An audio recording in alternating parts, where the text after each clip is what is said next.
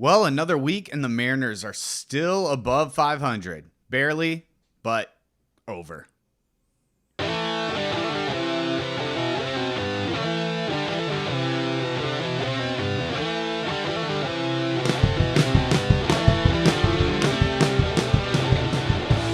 Hello, everybody. Welcome back to the Sogcast. I'm Patrick. I'm Garrett. I'm Nate. Yeah, we're missing some people today. Owen is now in Oregon. We miss you, buddy. And Matt is sick. And with the month of July being so crazy and not having a set schedule to do our pod, it's been crazy trying to work around. We finally have a Saturday at 9 episode, which is our regularly scheduled programming, and we're missing 2 people. So here we go. It happens. And we're going to be down Owen for a while because he moved. He moved. He'll make guest appearances, and we'll always be happy to have him. But good luck in Oregon, Owen. Also, wanted to give a shout out. Hannah moved too, and she was our filmer for clips online. So we are down that as well. That if you're is listening, true. If you're listening and you like filming clips and hearing dipshits talk about the Mariners, send us your resume. We'll approve it immediately. I was going to say, now's probably as good a time as any to bring it up to producer Nathan. You want to take on a little extra work? We'll see. All right, well, let's hop into it. The Mariners are 2 games above 500. It should be 3 or 4 if they won today. Should have been 4. This Saturday was a rough loss. Julio came up. Stop me if you've heard this before. Julio comes up with the winning run 90 feet away in the 9th inning and strikes out. Julio has turned his season around the last few weeks. His numbers have been really good. He had the 3 home runs in 2 games, which was nice. Tons of extra base hits. Was hitting the ball well. It was becoming the Julio that we've wanted to see. Yet in the 8th inning, in the 9th inning, game on the line, he has proven time and time again that he's not that dude. And I think what makes it worse is that JP has been so phenomenal in these spots where he's working counts, getting walks, getting on base. He's moving the chain along to get to the next guy, and the next guy is Julio, and he's just not getting it done. He did have a little bit of a battle to end this game. He fought off some pitches, but also tons of hittable pitches in the zone that he was fouling off that he should have hit, and then strikes out on a pitch in the dirt, swings out of his shoes, and it's the same shit. We've seen some lineup shakeups this week. What do you guys think about Service's decision to kind of mix things up? Well, we've dropped Ty France in the order. Julio bats 6th one of those days. Good. Have him bat 9th. Like, seriously, he's coming in these clutch spots, and he's not getting it done. And 9th is a little bit of hyperbole, but honestly, I like him bottom of the order until he can figure it out consistently. Yeah, I agree. I think he played well in the 6th spot, too. I like Ty moving down to 6th and 7th for the past, week and a half, 2 weeks.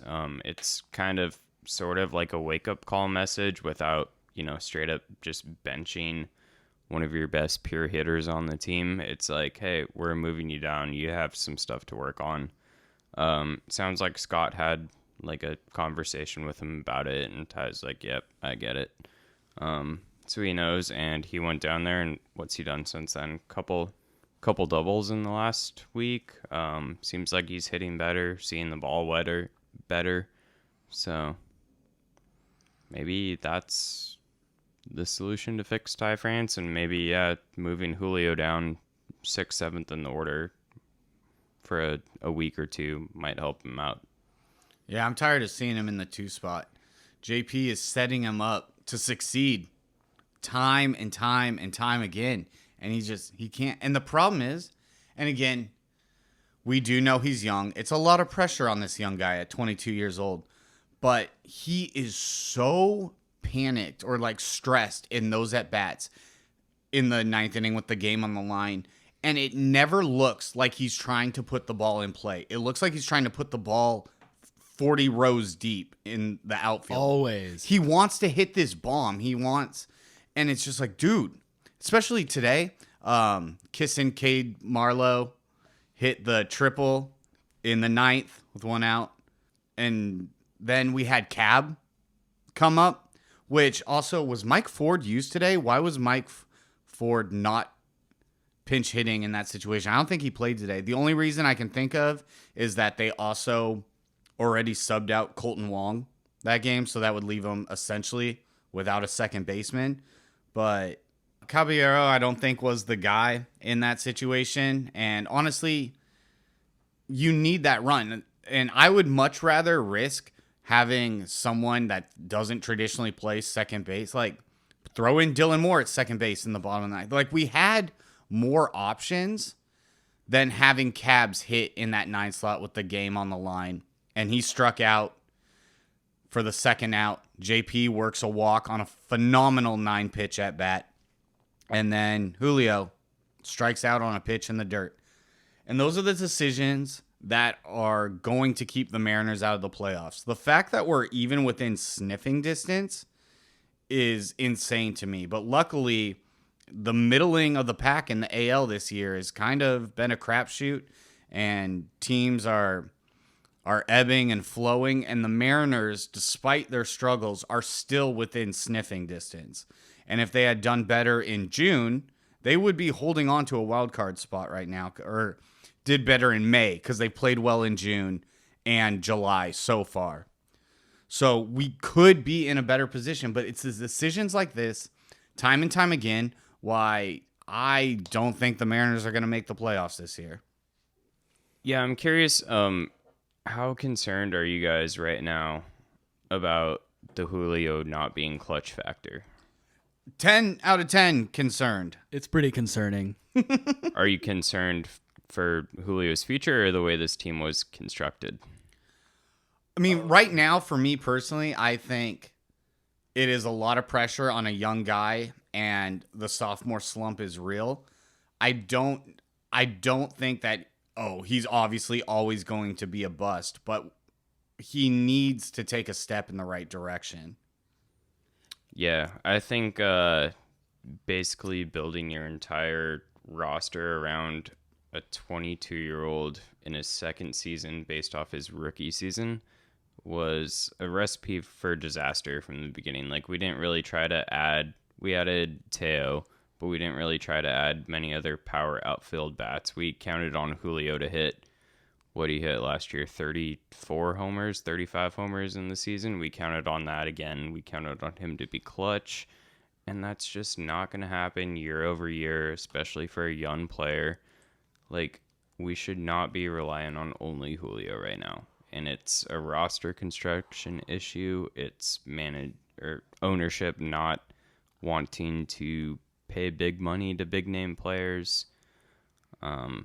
That's just my take on it. I don't think it's a terrible take. Yeah, I mean, you're putting literally all your eggs in one basket if you're expecting your team to be ran through a 22-year-old in his sophomore season. And it's a lot of pressure on him. And I think, but again, I've said this throughout the entire season. Where is the coaching staff telling Julio to take a breath in these situations? Couldn't tell you that. It's crazy. Time and time again, he comes up with the game on the line, and you know what's going to happen. He is going to strike out on a pitch in the dirt. Innings 1 through 7, he can perform well. He comes up in these situations, and he's panicked out there. He looks way too stressed, and like, we need that veteran presence, which is something we've been harping on the last few weeks heavily. I'm starting to think about if we're putting too much pressure on all of our young players, especially all the pitching changes we made earlier this season. You know, throwing them to the Lions. A lot of them have worked out pretty well. Brian Wu and Bryce Miller. But is there a trend that kind of shows that our older players are far more clutch?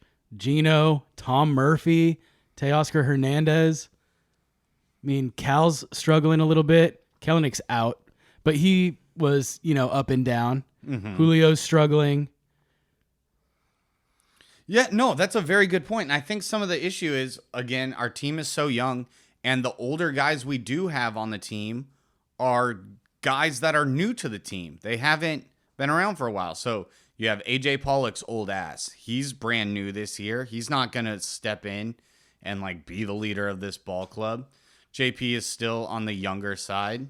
I just know that I can't believe the Mariners aren't making any moves. To be fair, the deadline is still a couple days away. There's still time to make those moves. But if we're going to take Depoto's word for it, he's not even looking to add anything. He's willing to just be like, oh, try again next year. Yeah, he was saying he wants to play around in the margins. And we picked up a couple of pitchers. That was what I saw too on his last radio interview. He's like, he kind of, I don't know. It really hurt because it felt like he was saying he's kind of throwing in the towel on like going for it this year. He's kind of like, yeah, there's not much we can do this year. They messed up pretty bad in the off season. I mean, if you're relying on rookies and young guys to like replicate career years, or even veterans that we had last year in the bullpen to replicate like their career best years, I mean, you really looked at this roster and didn't account for like 1 ounce of regression at any position. Like, that's just insane to me. Yeah, they just thought everything was going to fly high. One of the positives we have going on, Tom Murphy is performing insanely well. It's also kind of funny with Cal having his sophomore slump and Tom Murphy coming back from injury and now finally getting some playing time, which, Garrett, you have been harping on for months now that Tom Murphy needs some more playing time. And he's getting it. Yeah. And he's killing it right now. Yeah. Tom Murphy, best Mariner. Right up there with JP. But it's also kind of funny that catchers are notoriously the worst hitters throughout baseball. Like, on average, catchers tend to be on the lowest on the hitting. There's a couple of hitters that rake. Contreras and Rutschman on the Orioles are nice hitting catchers. But catchers, for the most part, throughout the league, tend to be the lowest tier of like the hitters on your squad. Yet we're rocking Cal at catcher and Tom Murphy, our backup catcher, as DH, and it's performing well. Tom Murphy is really, I see him becoming more of a starter with the way he's playing right now. I'm saying, man. Yeah, I totally agree. And I even mentioned earlier that I like when Cal and Murph are both in the lineup together. That's a good combo. And I will say Cal defensively is better than Tom, definitely.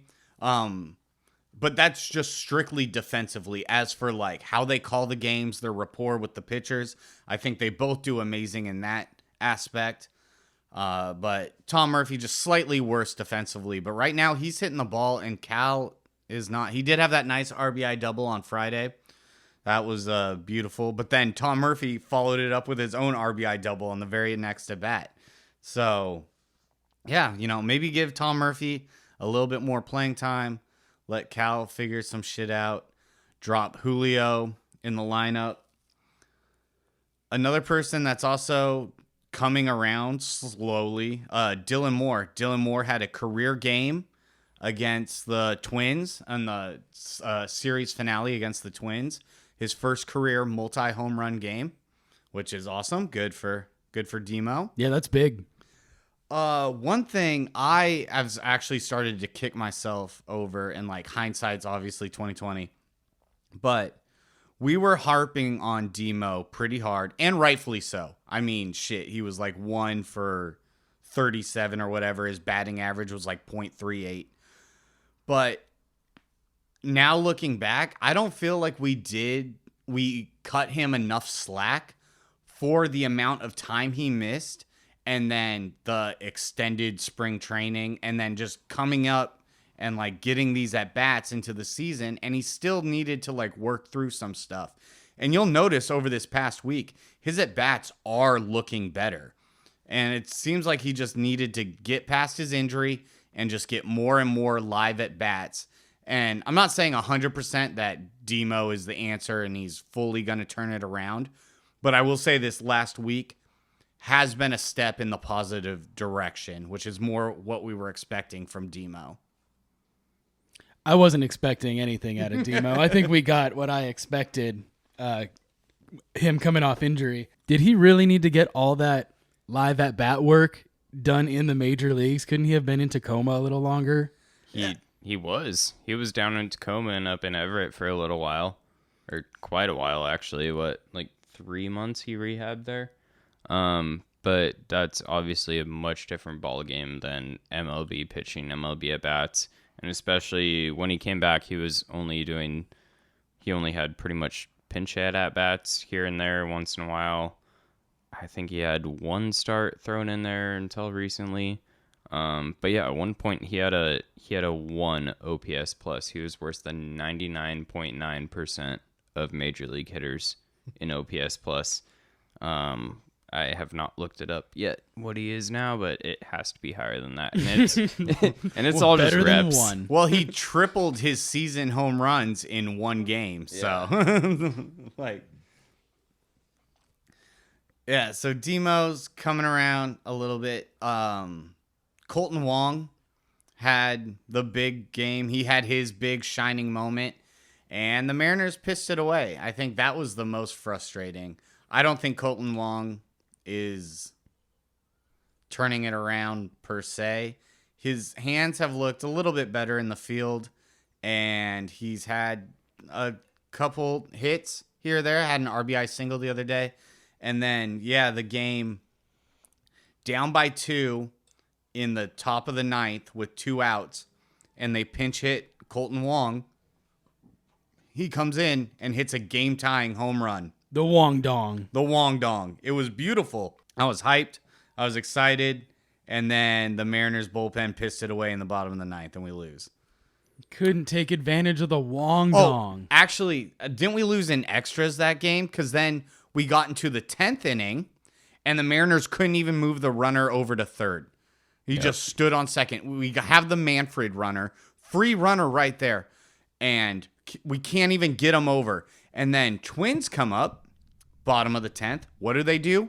Sacrifice bunt, get him to third, single, game over. Mariners lose. And they pissed away what could have been one of the more exciting and turning points of this season. I thought that was going to be a turning point in the season, and for Juan himself, it reminded me of, I don't know if you guys remember last year, but it was about middle-ish of the season. Kelnick was struggling bad, and he hit a go-ahead homer against the Rays here in Seattle. And then I think it was Sewald that blew it in the top of the 9th, and we lost that game. This game felt pretty similar to that as far as a guy that needs to get hot, trying to turn it around, was figuring some things out, had his, almost had his hero moment, and then we still just piss away the game. It's frustrating, man. It is. That's just Mariners baseball, baby. We're also having some issues with some of our core bullpen guys. Topa has been great. Gabe the Babe Spire has been great. Munoz and Brash have been going through some rough patches.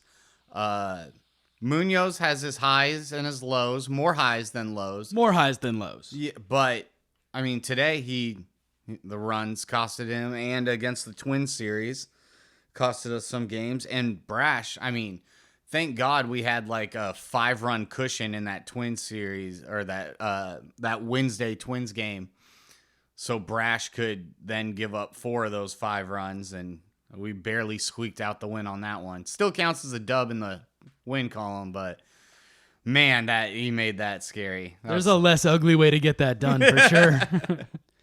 Yeah, I think Munoz, I don't know about you guys, but internally I'm still chalking that up to his injury. Takes a while to come back from as a pitcher, any lower body injury. With coming back from foot surgery, really any player. I mean, you play baseball from the ground up. So Brash is the more, I would say, concerning one to me, because I don't know what's going on with him. He's never had great command, obviously, getting moved from a starter to reliever last year. So Munoz, I'm still like in the back of my head. I'm like, okay, maybe it's just he didn't have a full spring training. He had foot surgery. Maybe the foot's not feeling 10,000% right now. But yeah, Brash, I don't know what's going on. I'm curious what you guys think. I fully agree. I think Munoz is fine. I don't dislike either pitcher, but Brash is a little bit more concerning for sure. He is wild. Yeah, he has elite stuff, but you his can have movement is crazy. But it doesn't matter if you can't find the zone. It's everywhere. And that was his issue when he was a starter with us. Was like his slider had so much insane movement. It looks like he's throwing a frisbee out there. Like it has so much crazy movement, but it breaks so much that hitters adapted very quickly to be like, oh, it's breaking out of the zone. I don't have to swing. Quick side note, that is something the Mariners hitters still haven't seemed to learn, that a slider starting outside is going to go even further outside. So, don't swing out of your shoes at it. Other teams in baseball have seemed to learn that. Mariners are still struggling with that concept, Julio especially.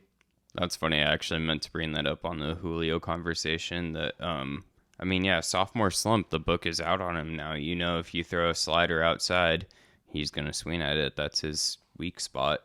And Brash's weak spot is apparently not being able to locate a slider for shit. So, yeah, it breaks too far out of the zone. And the problem is when he tries to then shorten up the movement on the pitch, it leaves it in the zone and then it gets clobbered. Pair him up at practice. Yo, Brash, go pitch to Julio all day. Julio, hit the slider. Brash, locate the slider. That is $1 million idea. Or just let Brash throw 50 sliders out of the zone and have Julio not swing the bat once. And be like, this is what it looks like. Stop swinging at it. That is a great idea. I love that. I think we just became the next manager of the Seattle Mariners. Bro, or hitting hire coach at me. least or something. Hire us. Hire us, me. please. Just Brash and Julio off in their own little corner of the park. Yeah, just working on that all day. One pitch, just the same thing every time. You work on your at-bats. And eventually one of them, if we did that drill, right? Eventually one of them has to figure it out. So Someone has to win. but seriously, I don't know what is going on with the pitch selection from Julio. And JP has such a keen eye, and obviously it's not something you can just be like, hey, stop swinging at that bullshit.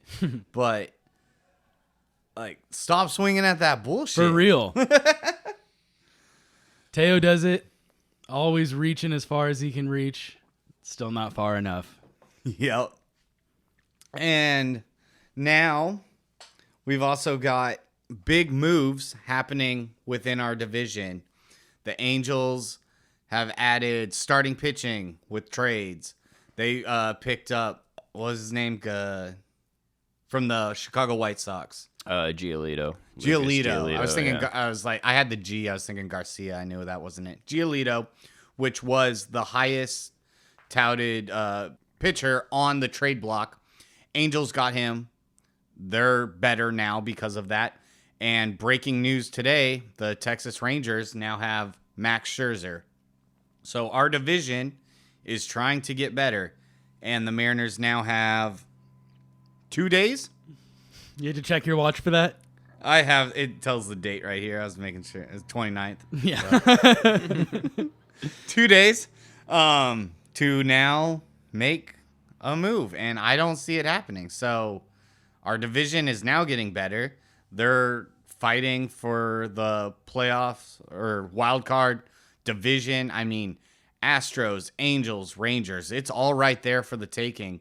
And the Mariners could realistically add some big pieces. They are not out of the running. The season isn't dead.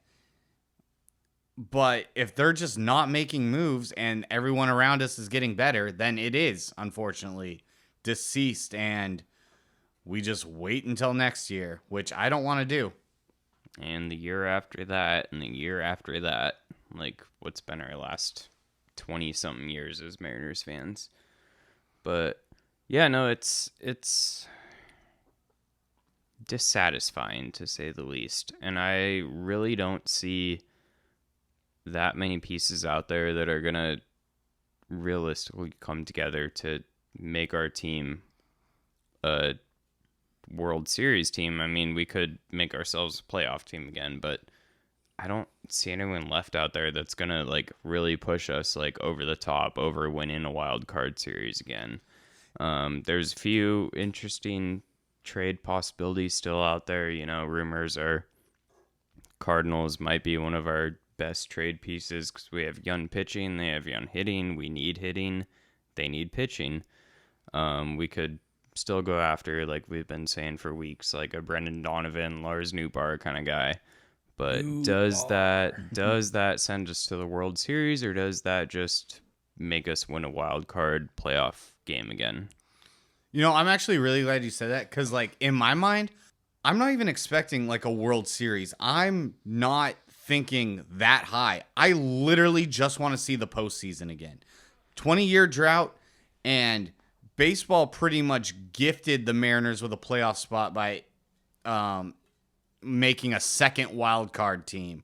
That was pretty much the Mariners card of being like, hey, let's do everything we can to get these guys into the playoffs. And now this year, I don't think we're going to win the World Series. Like, obviously, we don't have that kind of talent on this roster. All I want to see is baseball in October, a wild card game, opening series. That's all I care about. That's all I want to see. And at least have like the team put the effort in. And it's just, I'm not seeing the effort. And I guess, I don't know. Does the drought start over again? Now we're year one of a new drought. There is one thing that I like. I haven't even like mentioned it in the group text or anything. This is something I keep to myself when I'm like laying in bed at night. The only thing that will like make me accept this season is that if it is all some roundabout ploy to land Shohei. If that's why we're not making the moves, we're not looking to sign or extend anyone else, and it's because we are pushing for Shohei in the offseason. If that happens, I could not give less of a shit about this season. And again, obviously that's months down the line, and the media circus that it's going to be with Shohei. I mean, every team is going to want him. Every team will throw some offer out. Obviously, there's teams that don't have a shot in hell. Good luck, Kansas City. But it's going to be, this offseason with Shohei is going to be the craziest offseason in our lifetimes that we've ever experienced. I can't think of anything that will be crazier than Shohei, the free agent, who is free to sign wherever he decides. That's going to be wild. And, you know, start drafting your fan letters now, begging Shohei to come to Seattle. Well, during the All-Star game, the "Come to Seattle" chant, it was loud. It was so loud, and it was amazing. And he heard it. He knows it. Obviously, he's not going to tip his hand and say any team that he's leaning towards, because he's going to have the bidding war of the century at his feet. So, I mean, I wouldn't be surprised if his contract is over $600 million. I mean, teams spend $200+ million on guys, and he is two players in one. He is two elite players in one. So you're paying for both of those.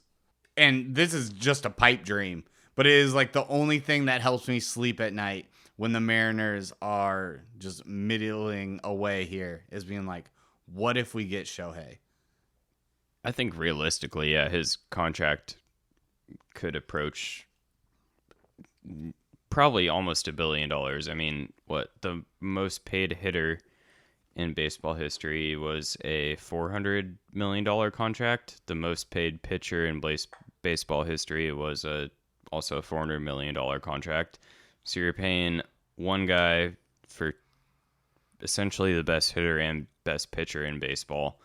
I mean, that's just mathematically $800 million already. That's just science. That's Just math.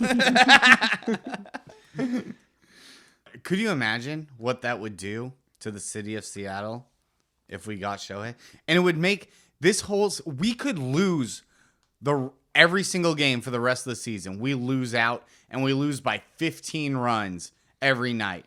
At the end of the season, our run differential is negative 4,736. And I would not give a shit if it means Shohei is part of this squad next year. And if we don't make the playoffs this year and the Mariners don't get Shohei, then fuck. Then back to square one. Then back to square one. Then it was all for naught. All for naught. Then we offer a shitload of money for Ellie De La Cruz. Oh, man, that dude's not going anywhere. I know. What an electrifying young star. I'm really loving these young guys that are coming into the game. We've started to see it even a handful of years ago. I think like Bryce Harper, even, going back a little bit further, Yasiel Puig, kind of like setting the tone of like this attitude and I'm the shit and bat flips and stuff. Bryce Harper kind of carried that torch. And then you're seeing it even still with like still guys that are relatively young in the game. Your Ronald Acuña's, your Juan Soto's. Best player in baseball, Acuña. Oh my God, that dude is insane. He's amazingly fun to watch. And now we have De La Cruz and the other Cruz on the Pirates. O'Neal Cruz. I mean, these young guys, they are so fun to watch. Also, as I am saying this right now, it's making me like more frustrated in Julio. And you know what I'm saying? Like, yeah, I get that. We've been trying so hard all season not to harp on him. I mean, we've been realistic, but we've not tried to be like doom and gloom about it. But I mean, with also this loss tonight fresh on our minds, it's hard to not. I think you've said the phrase sophomore slump is real in our past 6 episodes. And it is. It's accurate. I'm still saying it. Yeah. I said it today. Yeah, just go back and listen to the first, when did I say it? 20 minutes into our podcast, my harp on building around Julio building the roster around a 22-year-old. Yeah, rather than like giving him some support. So he does have room to fail in his second season in the big leagues. He's 22. We're just speaking for myself. All of us here are at least 6 years older than Julio. At least. And we are doing a podcast for fun on Saturday nights rather than playing the big leagues. So. Yeah, a lot less pressure here, but it is also hard work, and I don't swing at sliders in the dirt. It's true. We've also never seen like a 94 mile an hour slider that looks the same as a 104 mile an hour fastball. That is true, but if I did see a 94 mile per hour slider, I'd be so scared shitless that I wouldn't even swing. So, point still stands. I would take every single pitch of any at bat I got to take in the major leagues because I would be shitting my pants as well. Oh, I'm Rizzoing it. I am elbow out over the plate. I don't give a shit. I'm gonna walk or I'm gonna strike out looking. Get me on base, and then I won't even lead off. I'll take that softball lead off. Foot on the bag, leave when the pitcher throws second. it. Yeah. It's a good point though that you brought up that he doesn't have a lot of support, not a lot of room to fail. If he doesn't come up clutch, then shit out of luck. There's nothing after him that's gonna pick us back up. Maybe Gino, maybe Murphy. Tying in also to like lineup switching around. What about like Murphy in the 3 slot? Dig it. Why not? I wouldn't hate it. Try it out right now while you're messing around with Ty's spot. Like I've liked keeping him down lower in the lineup, let him figure it out. Maybe throw Julio down there for a week or so and move Murph up to the 3 spot or something. I like Murph and Cal back to back though, but I don't want to put Cal 4th. That's very true. Although I will say, I don't think this team even has like a traditional cleanup hitter. Like, there's not one dude that I'm like, yeah, I want him in the 4th slot. Tom Murphy. Yeah, I mean, I guess. You know what? Just And have Cal Tom can be Murphy bat 2 through 9. Have JP lead off, and then Tom Murphy, and then we utilize ghost runners. Schoolyard this shit. Give us a chance. And it's also crazy to think that, like, we're not down in the dumps. We're not bottom feeders. We're not the Chicago White Sox. We're not the Kansas City Royals. We're not the Oakland single A's. You know, we are middle of the pack team, but that has always been the Mariners' problems. Besides a few down years when they were that shitty, the Mariners' problems have always been that they're just middle of the pack guys. They never got those top draft picks because they finished this year they had 3 first-round draft picks, which was like the first time it's been done in 10 years or something like that, 8 years, which is really cool. But again, that doesn't matter for another 4 or 5 years if these guys even crack a major league roster, which who knows. But the Mariners, for the majority that the Seattle Mariners have been a franchise, they have just been middling, and that's the worst thing. We don't know the season is a crapshoot, and we can tune off and just be like, all right, obviously this isn't it. They find a way to stay just enough on the cusp of the hunt that you're like, oh shit, couple games here, couple games there. They could really turn this around, and they'll win like 2 or 3, and then they'll drop 2. And you're like, oh, those last 2 losses, they kind of suck, but, you give it another week. They sweep this upcoming series, they're right back in the hunt. Week after week after week. That's what it's not year even that, after year after year. Yeah. Like, it's the same. Season after season. And it's not even that they're so shitty that it gives us more to talk about. It's they're so middle, and that's worse. That's what I'm saying. It sucks way worse. Yeah. Because at least like you were saying, like, we know we're going to be bad and we don't expect anything, and then we'll get draft picks out of it. But we've just been right in that fucking middle ground. Most of our adult lives, especially this season, we set the record. I don't have the number pulled up right now, but we set the record this year for most games played, like, hitting 500 or something. Yeah, like at 500. Most time spent at 500. Yeah. Yep. That's wild. And I mean, but we've been up. We've been above 500 for a little while now. We got to 3 games above 500 for the second time this season. Let's go. 3 games over 500. And after today, we're back to 2 games above 500. I'd rather win 10 games all season than spend this much time being just straight up the definition of mid. Mids as fuck. And then, like, that's the thing. Like, do you think any Kansas City Royal fan is, like, on the edge of their seat this year? They don't care. Their season is a crapshoot. They know that. So they can be like, all right, well, on to bigger and better things. What can we look forward from our farm system? What can we look forward to in the future? Where the Mariners just like to hang that carrot in front of your face and be like, hey, we're pretty close to that second wild card slot. We're like 4.5 games back. That just takes one good week and a bad week from another team. You're right in there. And we chase that dragon, and we're there. We're itching. We're scratching. We're in a van in a bad neighborhood at 2 a.m. I'm starting to get scabs on my face, Mariners. Yep. They do it just enough to give us some hope, keep us paying outrageous ticket prices, outrageous concession prices, just to keep coming back, just to see if, maybe we'll be a little over 500 by the next game you go to.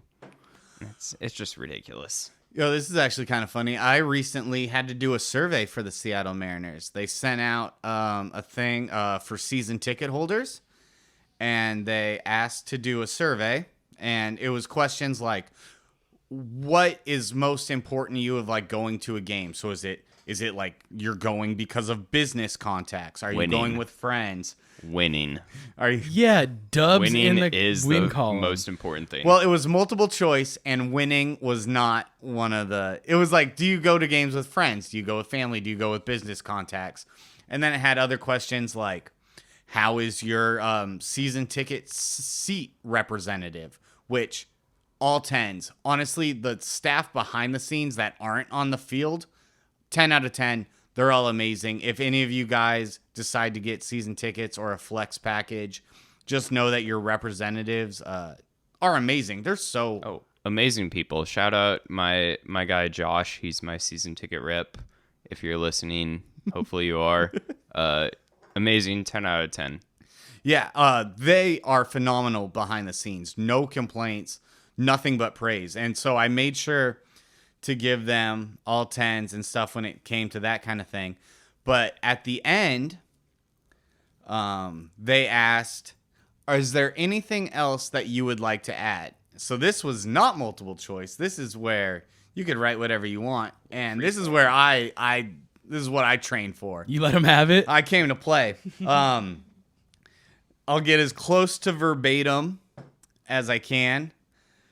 It was, stop spending money on corporate bullshit.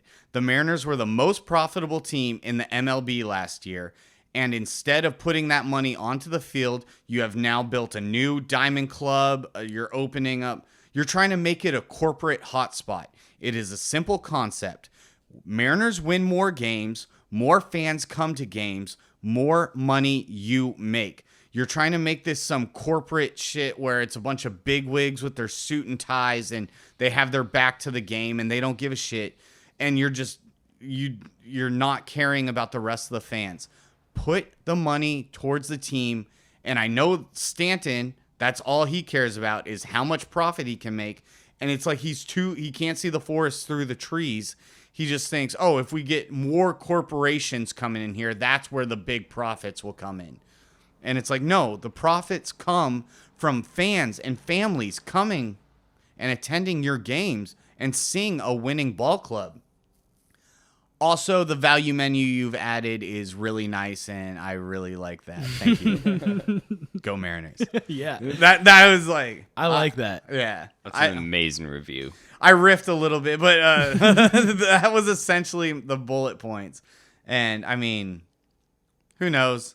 I'm sure the people behind the scenes in, like, the marketing department will look at that, and it's not like they have the power, but I'm hoping that, like, Kevin in marketing sees that, and he's like, you know what? I agree. Goldsmith is going to read it on air. He's going to be like, this is the best one. But, it's not out of, like, it's not crazy to think, right? Like, you win games. People You're want not crazy. What you said is true. That's not an insane concept at all. Like, Stanton has to fucking go. Like, you win games. People want to come to games because they know they have a chance to see a winning ball club. Those corporations are going to come, win, lose, rain, shine. They don't give a shit. They're going to have their back to their game and ordering, $17 cocktails, and they don't care. None of that matters to them. You're still going to get that corporate money. The majority of the money comes from the hardworking, ma and pa, blue-collar Americans coming to see your ball club win games. Hell fucking yeah, dude. America. We always go together and we sit fucking in the 300 level, but we're way more into the game than anyone in the Diamond Club is. Like, it's fucking outrageous. That's got to be true. Yeah. And, like, there's even, like, certain sections where, you'll sit in the 300 level and there'll just be, people with their backs to the game that don't care. The beer garden. Okay, here's another tip for you, Stanton. You want to make some more money? Stop having just anyone go into the beer garden, or like, I guess, make the beer garden tickets, right? If you want to go and sit in the beer garden the whole time and have your back to the game and pound shots and hang out with your friends, you can go and do that and make the tickets cheaper because you are you're upselling your alcohol so much, and that's all that they're there for. So sell beer garden only tickets. All those people can come, they can hang out and have the time of their lives in the beer garden. The problem is these people buy bleacher tickets and stuff and then go to the beer garden. Then it makes the stadium look more empty than it actually is, because instead of all these fans in their seats watching the game, they are now have their backs to the field in the beer garden. So make the beer garden its own thing. And I guess, like, if you're a casual fan or whatever, you could still have access to it. I don't have it all lined out. But here's $1 million idea, Stanton, that I haven't totally thought through. But I mean, the blueprint is there. But yeah, I think that would make also the stadium look more full, and that way the people that have bought tickets for seats are in their seats watching the game. And I get it, not everyone loves baseball as much as we do. Some people use it as a social setting or a business meeting. That's fine. That's your right. Not everyone has to love the same things. But when you are taking seats away from fans that would like to go, and now they're essentially going to waste because those people are never going to go to their seats. They don't care. They could not care less about where their seats are. That's what Value Night is for. Seriously, though. So it seems like there are ways that this team could be boosted and they can get all the profit that they want, because that's all Stanton cares about. It's just, I don't know. Put the money on the field. Period. Pay Shohei. Absolutely. I agree. I mean, yeah, we've probably made, just from All-Star Week alone, hosting All-Star Week, the Mariners probably made enough money to pay Shohei $1 billion. That's a contract right there. Yeah. In 1 week. It's insane. 1 4-day event. God, just spend your money. Write the check. Stop being such a broke boy. Yeah, and it's the problem of just, all they see is the dollars, and they don't care about the product on the field. But put Shohei on the team. You know how many butts are going to be in seats? How many jerseys you'll sell? Oh my God! I mean, it's going across to be the it's going to be league. the 2001 Ichiro mania all over again, but amplified because now we have the power of social media. Everyone's going to be seeing it, coming to games. Like, no, that is. my God, I fully agree with your tangent about spending money. Yeah, like, stop doing all this stupid stuff, like upgrading the Diamond Club. Focus more on, like, the regular fans that are going to come to more games or every game, and, like, the family of 5 that wants to sit in the bleachers, for, like, $10 a ticket, because that's what reasonably people can afford, and, cater to that. Stop being... You founded T-Mobile. Stop being such a fucking asshole. Like Stanton, I hope you're listening. I hate you. Also, that is an amazing point, because, like, the Ichiro Mania of 2001, I mean, you spit in the air, it lands on someone that was talking about Ichiro. It was the biggest thing in not only Seattle sports, but across the nation at that time.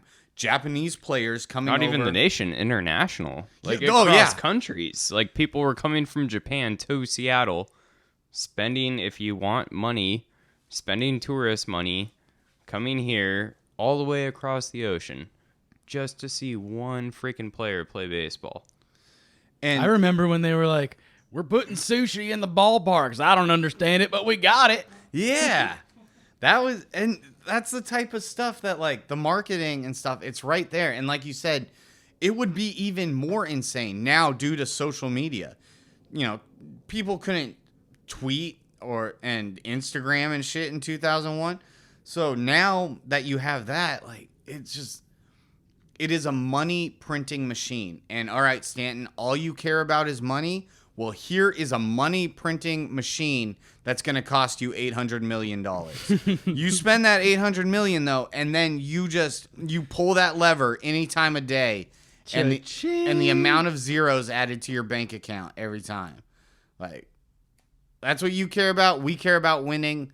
Let's find some common ground here, Stanton. Meet us in the middle. Write the check. Yes. All right, before we wrap things up, I'm just going to Google Mariners news real quick, see if there's anything we may have missed. Nope. You got anything for us, Patrick? I was just going to say, I really went into my bag there for a minute. I was seeing stars, and I just was speaking from the soul. You whited out. Yeah. The glazed over look in your eyes Just had me in the fixated. Another weird thing, Mariners are not getting any favors with our upcoming series. To my knowledge, I have never seen this before in my life. The Mariners are coming home for a 3-game homestand. They are done with Arizona on Sunday. They come back. They have 3 against Boston, and then they hit the road again. I've never seen that before. That is shocking to me. So that is definitely weird. A quickest homestand you could possibly have, I guess. You could have a 2-game. Well, yeah. Against Boston, and then back on the road against the Angels. So, yeah. And then back here for San Diego for 2 days. And then Baltimore here for 3. Just getting super ahead of our podcast time frame. So we can go into that next week, I guess, the weeks following. But just looking at our schedule, and it is... This is a weird kind of stretch. weird. It is This is kind very of weird weird for the next month and a half, honestly. Some weird back home for 2 days and then East Coast for 7 days. Weird stretches. But All right, again, getting a little ahead of ourselves, but the end of this month, we have games against the Royals, then a series against the Astros, and then White Sox, Royals, A's. Hey, that looks good. That is literally a chance. And again, we're doing it to ourselves all over again. Oh, we do pretty good during those series. We really have a chance there. But we do. It is possible. This season is not over. They just like to torture us. And, I mean... We got a shot at a real late, crucial push, though. Seriously. And, I mean, the month of August, we have some really, really easy teams on our schedule. So, and obviously we can break this down more in next week's episode when the series starts to get a little bit closer. But, man, I'm kind of excited looking through those teams right now. Besides the Astros in the middle, and then it's nothing but bottom feeders. The Royals, the White Sox, and the A's are the 3 worst teams in the American League. And we have them stacked up back to back. That's a real chance to gain some ground in this season. I watched the Mariners play the White Sox, and it wasn't fantastic. I will say, yeah, we can recap it next week, but the Baltimore series at home, 2 Saturdays from now, August 11th and 12th, come out to that. It's going to be Felix Hernandez Mariners Hall of Fame induction. I'm already going to be there. One of our favorite players in history of probably most of our lives. Come out and see that. Let's sell out. Tickets are going fast. We're playing the Orioles, who we're going to be fighting for a playoff spot. It's going to be a handful of good games there. 3 good games in a row. Also, come watch Adley Rutschman on the Orioles. Best young catcher in baseball right now. Very fun to watch. So fun. Yes. I thought of something we didn't talk about. What's up? Do we even care that we're selling Blue Jays merch at T-Mobile? I found that one. All right. So, yeah, we can touch on that at the end. It seemed like a hot topic for about a day and a half. It was also a hot topic to people who have never stepped foot in a Mariners team store before. It is not uncommon to sell other teams' merch, especially like the hat racks in the main Mariners team store. You can buy every single team. And Blue Jay fans take over when they come to Seattle. A bunch of them come down from Canada, and they take over. And why not sell them some merch? I thought that was so dumb, and it was one of those just phony internet outrage things. Yeah. It also caught some traction because J.P. Crawford and Paul Sewald both complained about it on Twitter. But it's not like they spend a lot of time in the Mariners team store. They don't know what it looks like normally. It was just they posted a picture of it. JP and Paul were like, oh, that's some old bullshit. And it really wasn't. And, yeah, it kind of got swept under the rug. The Mariners did pull the merch, or at least maybe for its social media state. Like, you had it left over from the All-Star game anyways, and it just makes sense to sell other team shit. Also, there's nothing wrong with being, like, an accommodating host. Right? Yeah. Like, no, like I agree. It's fake stupid and outrage it's for weird. sure. Like if I was a player, I'd be like, why the fuck are we doing that? But yeah, we do that for pretty much every season. It was like one small rack at the like headquarter team store, and yeah, it wasn't probably, even like yeah, no, it wasn't like they took the entire like team shop over, and then they were probably selling a few jerseys and T-shirts like out in the like concourse merch stands, but. Yeah, I mean, they do that every time, like, the Yankees or the Red Sox or, like, any major team comes to town. Well, there you go, folks. That's our take. We don't care. Yeah, and I think a lot of people didn't care anyways. It just happened to gain some traction and kind of disappeared. They did remove the merch, but I say, whatever.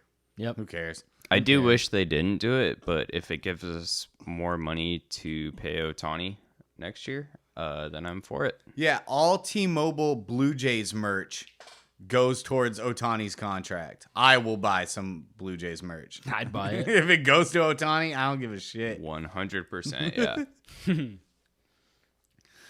All right. Well, also, I guess one more quick thing to touch up on. Who knows if this is the final 2 days of Paul Sewald being a Mariner, as the rumors circulate, as the trade deadline comes to a close. It seems like Sewald would be the most likely option to be shopped. We have the bullpen depth, and teams need good bullpen pitchers, good closers. High value guy. Yeah, it would make sense. And, you know, I get it. It always sucks to see players go, especially fan favorites, but spend money to make money. And this could be the last episode we do with Paul Sewald as a member of the Seattle Mariners. To be determined. We'll Tune see. in next week to find out if Paul Sewald is a Mariner. Find out next week on the Mariners Sogcast. You almost messed up the name of the podcast. Almost. I was almost just going to say Dragon Ball Z. But then... all right. Might be some licensing issues on that or something. Well, anyways, thank you all so much for listening. Can't wait to talk to you guys next week. As always, like, comment, share, subscribe, tell your friends, tell Ask a us neighbor. questions. Yeah. Send us some questions. Yeah. Oh, shout out to Scott for always commenting on all our posts. Oh, hey, Scott, shout out. Appreciate you commenting on our YouTubes and texting me from time to time. Sent me some memes. Appreciate it. I got a real nice Mike Ford meme. I did too. Nice. Thanks, Scott. Thanks, Scott. We appreciate you, man. Shout out, Scott. Shout out to all our fans. We couldn't do this without you. Thank you all so much for listening. And we'll be back next week with more Mariners news. Thank you all, and go Mariners!